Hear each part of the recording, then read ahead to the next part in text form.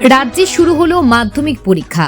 এবছর রাজ্যে প্রায় 10 লাখ শিক্ষার্থী পরীক্ষায় বসবে, যা 22 ফেব্রুয়ারি পর্যন্ত চলবে। যাদবপুর বালিকা বিদ্যালয়ে 5টি স্কুলে সিট পড়েছে, যেখানে মোট পরীক্ষার্থীর সংখ্যা 294। পরীক্ষা শুরু আগে বিধায়ক দেবাশিস কুমার ও কাউন্সিলর মৌসুমী দাস শিক্ষার্থীদের শুভকামনা জানিয়ে গোলাপ ফুল ও দইয়ের ফোঁটা ও জলের বোতল প্রদান করেন।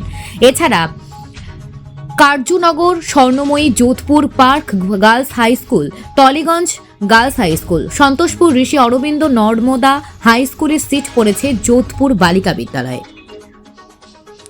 পরীক্ষার সুষ্ঠু পরিচালনার জন্য নেওয়া হয়েছে কড়া নিরাপত্তা ব্যবস্থা। পরীক্ষা কেন্দ্রগুলোতে মোবাইল ফোন ও অন্যান্য ইলেকট্রনিক ডিভাইস নিষিদ্ধ করা হয়েছে এবং অভিভাবকদেরও নির্দিষ্ট দূরত্ব বজায় রাখতে বলা হয়েছে। আজকের পরীক্ষার শুরুতে শিক্ষার্থীদের জন্য শুভকামনা এবং পরীক্ষার সফলতা কামনা করছি। Bureau report, news prime Times.